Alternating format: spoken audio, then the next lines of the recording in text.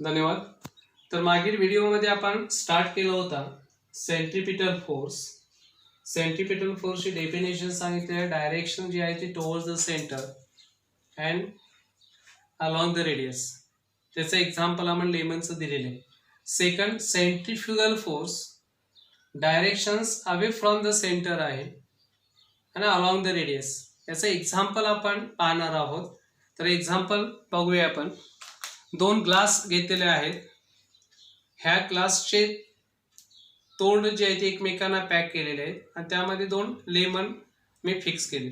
हे दोन लेमन जरी वेगळे करण्याचा प्रयत्न केला तर हे दोन एकमेकांना वेगळे होऊ शकत नाहीत. आता हे वेगळे होण्यासाठी काय करणं अपेक्षित आहे, तर आपल्याला याला ॲक्सिलरेटिंग मोशन्स द्यायचे. ते ॲक्सिलरेटिंग मोशन्स सर्क्युलर मोशन द्यायचे. पहा, हे दोन लेमन्स आहेत. दोन लेमन्स आपण ऑब्झर्व करतोय एकमेकाला चिकटलेले. जेव्हा आपण या दोन्ही ग्लासला सर्क्युलर मोशन देतो त्यावेळी काय ऑब्झर्व होते बघूया आपण.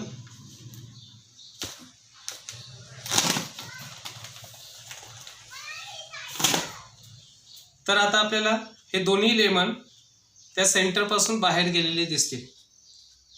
म्हणजे याचा अर्थ असा असणार आहे, ज्यावेळी हे दोन्ही glass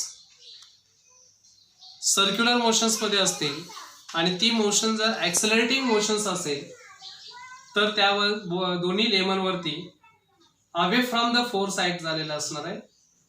away from the centre आणि ते दोन्ही एकमेकांपासून दूर गेलेले असतील. अशा पद्धतीने हा सेंट्रिपिटल फोर्स तयार होतो. मग सेंट्रिपिटल फोर्स चे एक्झाम्पल मी दिलेले आहेत मागील व्हिडिओमध्ये. सेंट्रिफ्युगल फोर्सचं एक्झाम्पल कोणतं असणार आहे? फॉर एक्झाम्पल, जेव्हा आपण एखाद्या कारमध्ये पॅसेंजर्स म्हणून बसलेले असणार आहे व्हेकलमध्ये किंवा बसमध्ये, आणि ती बस ज्यावेळी कर्व ट्रॅकवरून टर्न घेत असेल त्यावेळी आपल्याला एक इमॅजिन्स होत असणार आहे की आपण आउटपुश होत राहतो. म्हणजे याचा अर्थ when the car is taking turn, when the bus is taking turn, then passenger is pushed outward. Okay, this is the force is called as a centrifugal force. Centrifugal machines मध्ये ओके या centrifugal फोर्सचा वापर केला जातो. Washing machines जो आहे त्यामध्ये centrifugal फोर्सचा वापर केला जातो. अशा पद्धतीने आपण सेंट्रिफ्युगल फोर्स आणि सेंट्रिपिटल फोर्स हा रियल फोर्स आहे. For example, earth is revolving around the sun. This is the real example, that is the real force. Electrons is revolving around the nucleus. It is also real force. On the sling's example, tension is on the string when the sling is revolving. This is the real forces done in this example. So that centripetal force is a real force. Now centrifugal force. Number one, these two glasses,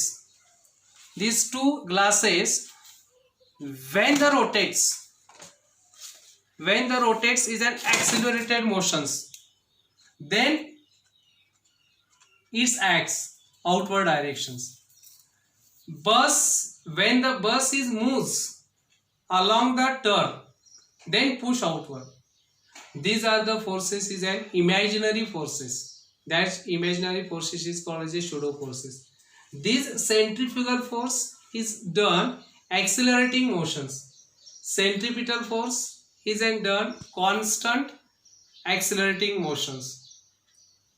Constant accelerating motion, that is also called as a inertial frame of reference, and centrifugal force is a non-inertial frame of reference. This is the understand what is the centrifugal force and what is the centripetal force by using the examples we can show here. Now next video मध्ये आपल्याला पाहायचं आहे centripetal force and centrifugal force calculate कसे केले जातात आणि त्याचा actually आपल्याला ॲक्सिलरेटिंग मोशन्स मध्ये कसा वापर होतो हे पुढच्या नेक्स्ट लेक्चर मध्ये पाहूया आपण. आणि मग थांबू.